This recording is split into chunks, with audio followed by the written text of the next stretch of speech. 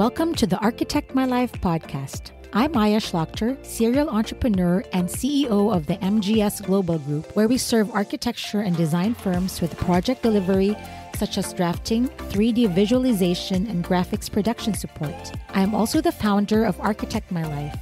My goal is to help creative entrepreneurs such as architects and other design-related professionals scale their business to 6 or 7 figures. I also show them how it's possible to do this while living a rich life outside their work, reclaiming time and energy for themselves and their families.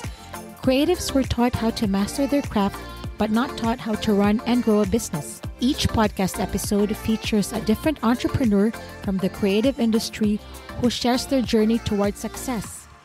If you have a growth story that others in our community could benefit from hearing, stick around to the end of the show to see how you could be a guest in one of our future episodes. Now, let's dive into this episode.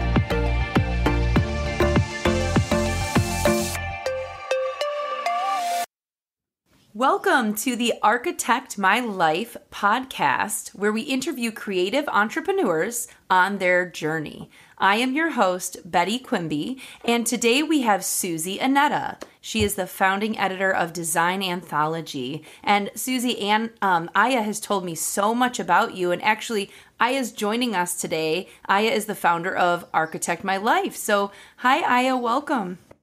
Thanks for having me. And Suzy, thank you so much for agreeing to be interviewed in this podcast. Suzy and I have been working together we worked on a project collaboration 11 years ago when she was an interior designer doing a major hotel in Hong Kong, a boutique hotel in Hong Kong. But I've never actually seen Suzy until 2 weeks ago. But I'm really excited because I've been following Suzy's career for, the last few years. And I'm just blown away by everything that you're doing, Suzy.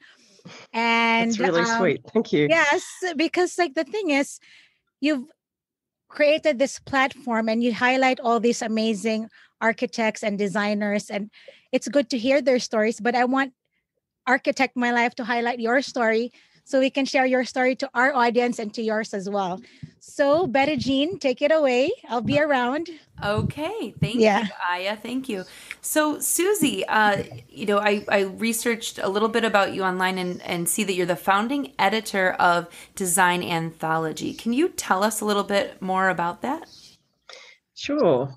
So Design Anthology was founded 7 years ago, and I can't believe that was 11 years ago that we worked together. That kind of blows my mind a little bit. So I was an interior designer. That was my training, although that was actually the second, phase of my career, but maybe we can come back to that later. I took a bit of a break. I had a studio. I was based in Hong Kong, and as I said, I was working on a hotel and I was doing a lot of residential projects, and I thought that I was where I had been working towards my entire life, which was having an interior design studio and doing those kinds of projects. And it's hard to explain what actually happened. I think I had a bit of an early midlife crisis, perhaps, and realised that I was not loving what I was doing, and I was really quite taken aback by that and didn't really know how to deal with it because I had been working towards that for so long. So I took a couple of months break, and in that period of time, that was really when I sort of decided to start Design Anthology. So I think the idea for the magazine goes back quite a long way. I grew up in a small town on the coast of Australia, on the south coast. And I'm going to give my age away now, but this was obviously pre-internet, and growing up in a small town, books and magazines particularly, were really the only way to connect with the rest of the world and kind of feel like you were part of a community. And so I was spending, whatever money I could scrounge together to buy design magazines and obsessed over them all of my life. So I think I had always been a big fan of print and of books and of magazines and reading, obviously, and had appreciated media, I suppose. I started a blog not long after I moved to Hong Kong, actually, and that's about 15 years ago now. And that might have been maybe the second seed that was planted, I suppose. But essentially, Design Anthology was started because I felt like there was no magazines in Asia that really were highlighting and showcasing great design in the region and kind of providing them with a really high quality platform. I had grown up with beautiful magazines in Australia. I also have years worth of Architectural Digest and Elle Decor from the US. So, there was this culture of really great design magazines, but I hadn't seen that in Asia. And so the short version of the story is I decided to create one. So that's how Design Anthology came about. Wow, I love that. And so you moved to Hong Kong and created it there, yes? That's where I did. the birth of it. Yeah, I had been in Hong Kong for probably about 7 years before we started the magazine, and I was in Tokyo for 3 years before that. So I had been in Asia for quite a long time, but it was during the time in Hong Kong that the magazine was born, I suppose you could say. Wow.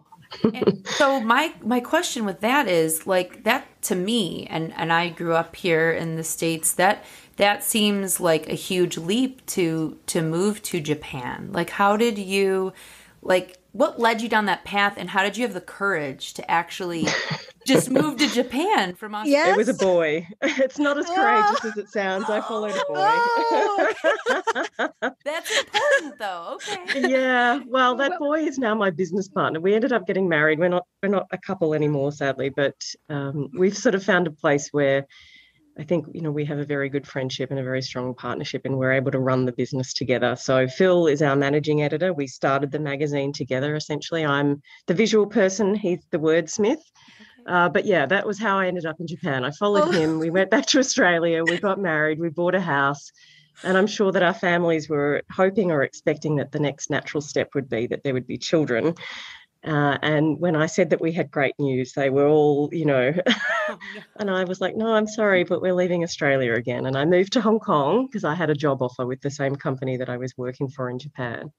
And of course, I've only just moved home, but there's no grandkids for them, and I'm single. So I don't know that they're particularly thrilled with how all of that worked out, but anyway. Oh, wow. So Suzy, sorry to interrupt. I thought because I saw I saw an Annetta also in the magazine. I thought perhaps he was your brother.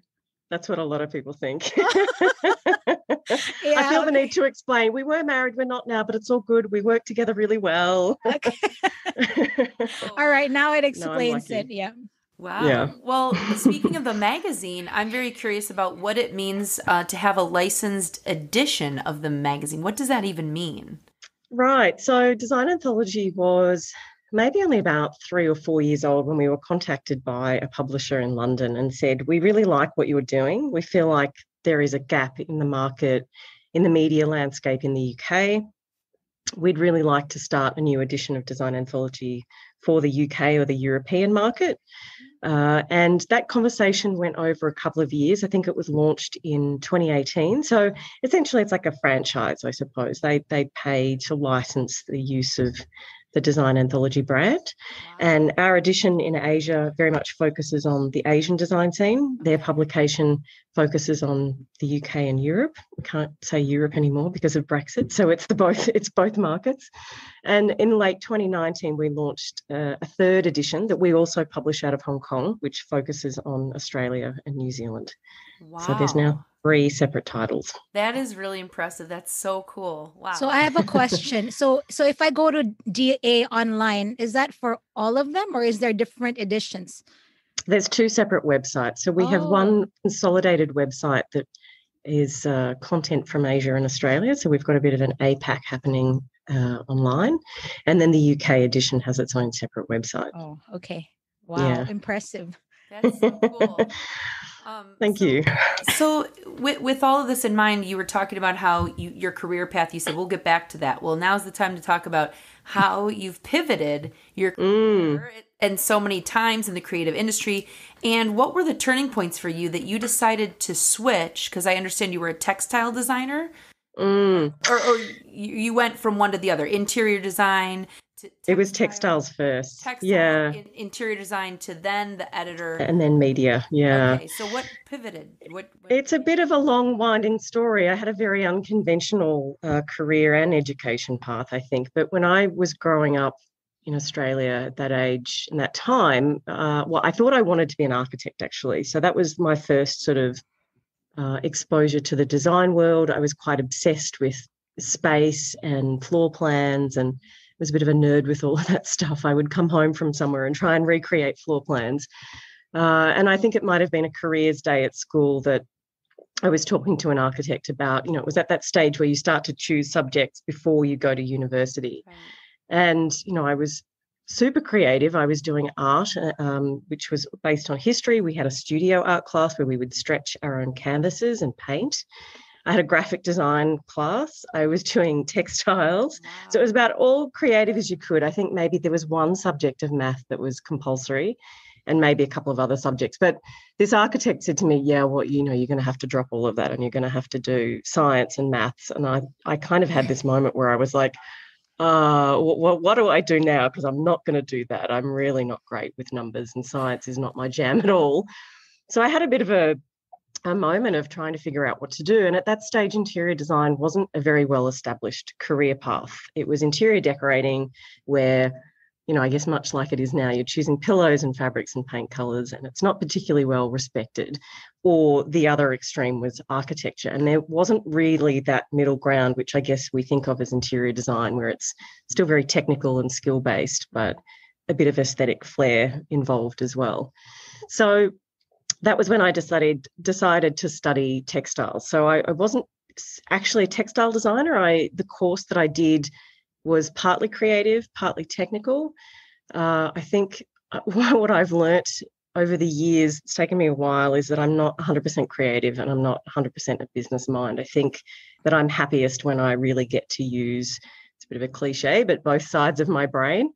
But I worked in the textile industry for home furnishings for probably the first 8 years of my career. So I was working with interior designers and, the general public who were looking for fabrics for their home.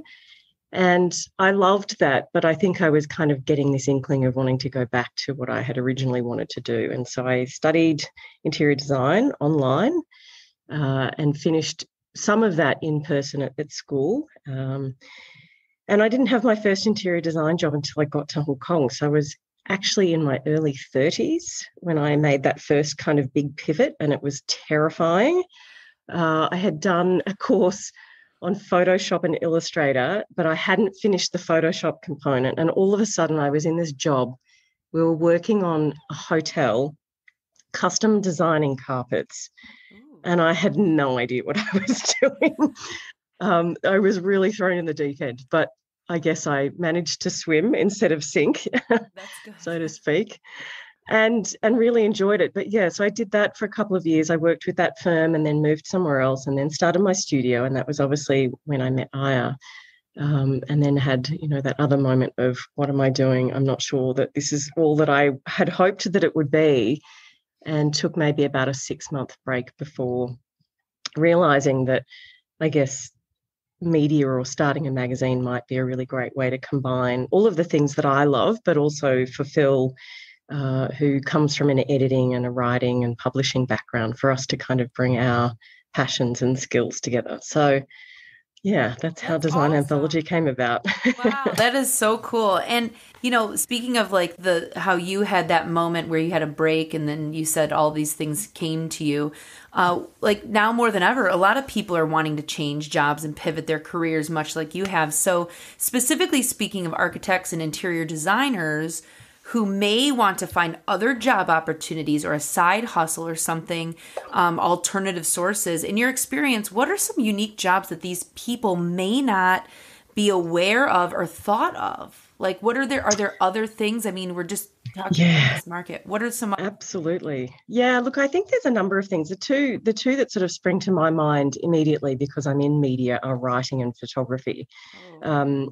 I really love working with writers that come from a design background, and whether they've studied architecture or urban planning or interior design, because I think there's a certain language and a certain vocabulary that comes particularly with architecture and design that if you've come from that background, you really know that. And I think there's a really obvious difference, to me at least, between stories that are written by someone who actually intimately knows their subject matter as opposed to a journalist. And I have absolutely nothing against journalists. I really admire and respect what they do. But I think the ones that I've met tend to be a bit more generalist, and they can write about anything. But I think what we do in this world is very specific and has a very specific vocabulary. So I think if you lean that way, writing is, I think, a very natural thing to kind of go into. Photography as well. Again, we love to work with photographers that come from some kind of architectural or design background, because they have, again, this very innate kind of sense of understanding of space, three-dimensional space, and how to capture that. So those would be the two first and foremost, suggestions that I would make. But aside from that, there's a number of suppliers that supply the industry and sell product or services that I think would hugely appreciate having someone like an architect that's trained and understands how their product might be implemented, and to be able to talk about it in a way that is, again, really informed, I think would be really valuable. So, I think there's a lot of opportunities out there. I'm a big believer that that education is never wasted, that I understand also that architecture is a very long process. It's, a lot of years being educated and trained to do that. But I don't think that is ever wasted just because you pivot and decide to do something different. So, cool. Yeah. That's yeah. So good. can I add to that? Now I have a group of women architects, and they always ask me, I need to have a side gig or side hustle, because they need to take control of their financial futures, right? So when you talk of architecture, photography and content creation, can they monetize that? Because I have a business brain and I want to help these women, like, in terms of monetizing it, like, what's the best way to make an income? Well, I mean, I think, honing the craft and the skill first, making sure that you're producing what editors might want. And I guess it depends on who you're hoping to pitch that to. But I guess the easiest and the best way to monetize that would be to reach out to media and see if they need freelance help. Okay. And I think that's right, because a lot of people always look for content. I see that a lot. Like big companies, hey, do you want to write? Even like Medium and Thrive Global, they're looking for writers. So yeah, thank you. That's great. Wow. Yeah, absolutely. Wow. And speaking of that, like collaborating, like you're talking about writers, photographers, collaborating with architects, what do you think makes the best creative collaboration partnerships? So what about that? Ooh, that's a good question.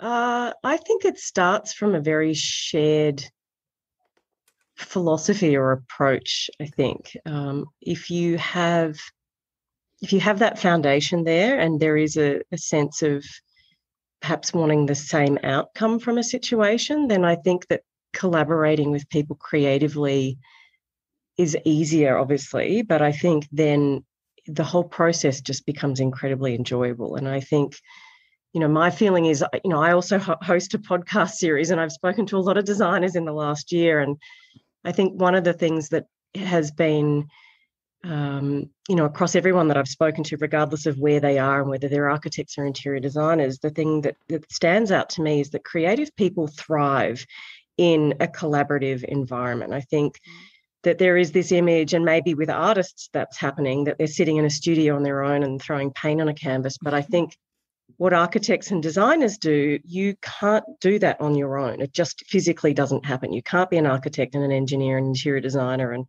any of the other sort of allied industries. There is definitely a group and a team effort there. And I think when you get a great group of people together who think similarly and want the same outcome, that process is really pleasurable. And I think that, when you have, that the sum becomes greater than all of the parts. I'm not sure how that quote goes, but hopefully you understand what I mean. Yes, I think, it's fun. And I think obviously, given what we're all still going through and being so isolated, is that creative people are really missing that sense of teamwork and collaboration. So I hope that answers your question. No, absolutely. No, I get it. I totally agree with you and everything you're saying.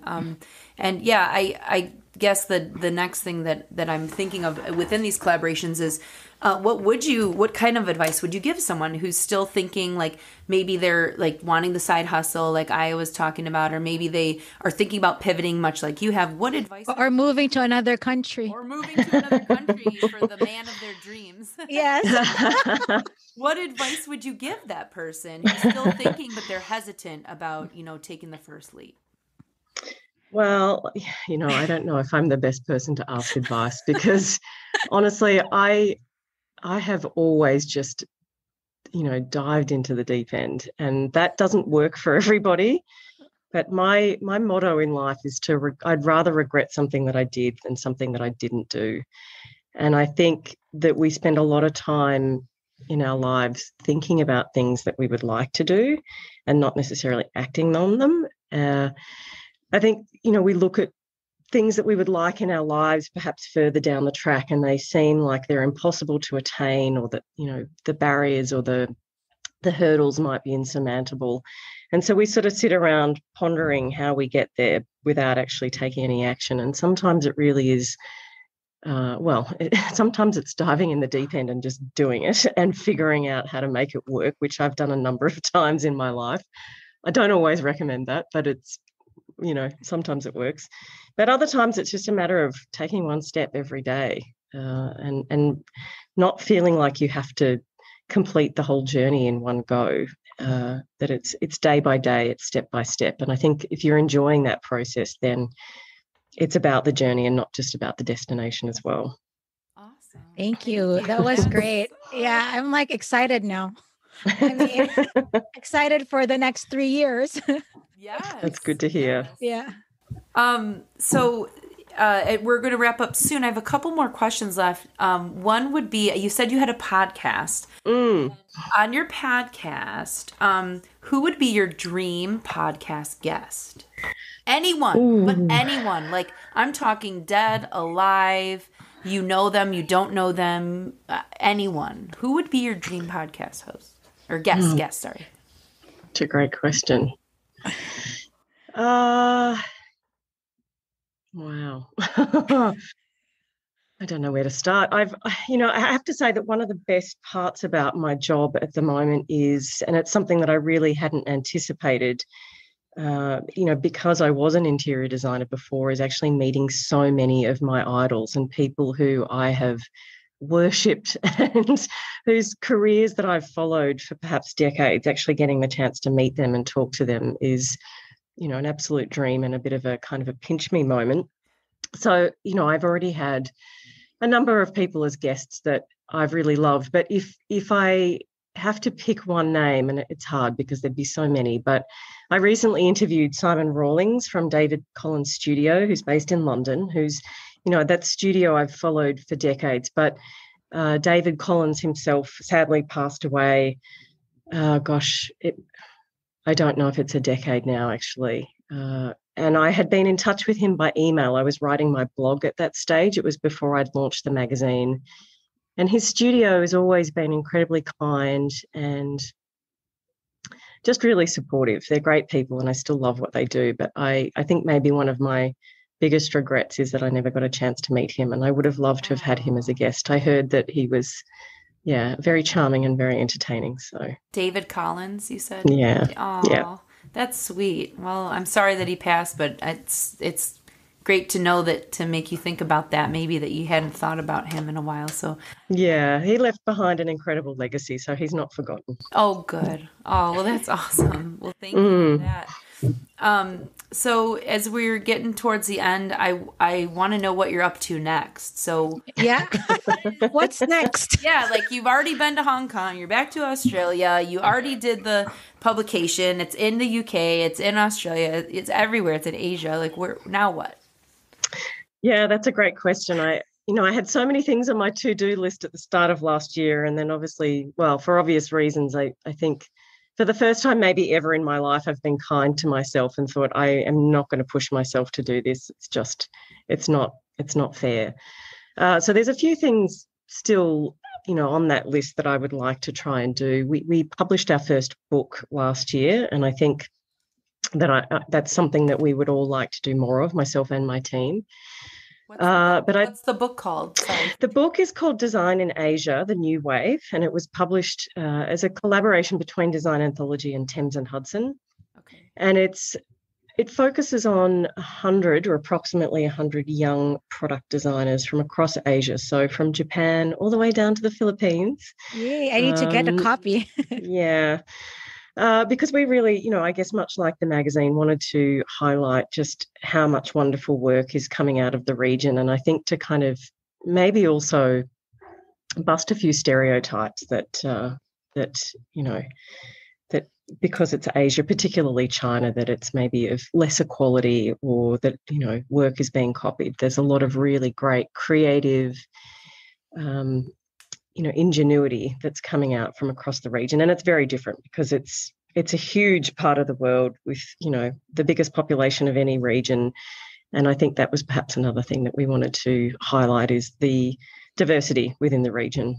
It's huge, it's very different, and it's exciting to watch. So we'd love to do more of that. But I think perhaps the big thing for us this year is actually launching into China. It's probably a surprise to many people that it's taken us this long to do that, considering Hong Kong's proximity. But it's such a huge country, and the language obviously is a bit of a challenge as native English speakers. But we're really excited to move into that market and engage with a new audience. We already have a small readership in China, but I think for us to really, really engage, we need to do that in Mandarin. So wow, that's the big thing. It's pretty big. It is. Wow, that's exciting. Wow. Well, thank you for sharing. You have been a wonderful guest. You are so interesting. You've been all over, and you're just so calm. I just can't, like your aura. You're just like, Suzy is so down to earth. I know. It's like, this is It's an Australian thing, I think. This is what I do. Yeah, I have magazines and books. Yeah, no big deal. Yeah, just no big deal. See, I feel like my audience has to hear this because there are a lot of women aspiring entrepreneurs who are listening. So it's good to highlight people like you who, taking the big leap and just doing things, right? So it's really I do want to add also that, I'm single and I don't have children. And, I think that obviously the challenges that women face are quite unique and different to the other gender. So obviously I don't want to make out like I'm Wonder Woman. I think I've been able to do so much because I don't have other commitments in my life to balance. So yeah, but also I work too much. So I also want to point this out. It's okay for women not to have children and not to be married. And people should know that, because other people will say, oh, why isn't she married? Why doesn't she have kids? And also a lot of people in our group also are married without kids, and it's okay. So it's also good for society to know that it's fine, right? Yeah. I'm 44. I have no intentions of having kids. I'm happy. And it's fine. Okay. It's all good. Okay. Yeah, exactly. And you're happy and you're impacting the world on so many levels because maybe, or maybe not, because you don't have kids, but you're able to do what you do and do it well. So thank you. Yeah, thank you. And before we wrap it up, I would love for you to tell the audience where we can find you on social media or your website, if you could please tell us that. Yeah, thank you. So it's www.design-anthology.com is our website.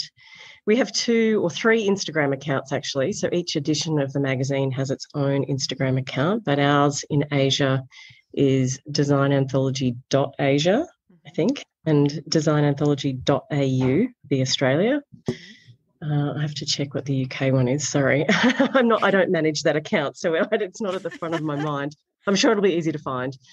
And then, we're obviously we're on Facebook and a couple of those other platforms, but I think Instagram is probably the most important and the most active because we're so visually led, obviously.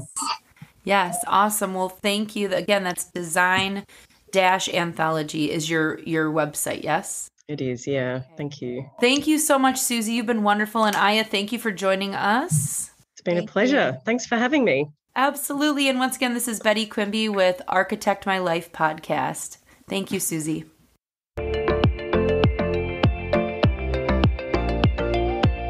Thank you for listening to the Architect My Life podcast. We'd love to hear from you on social media using the hashtag Architect My Life podcast.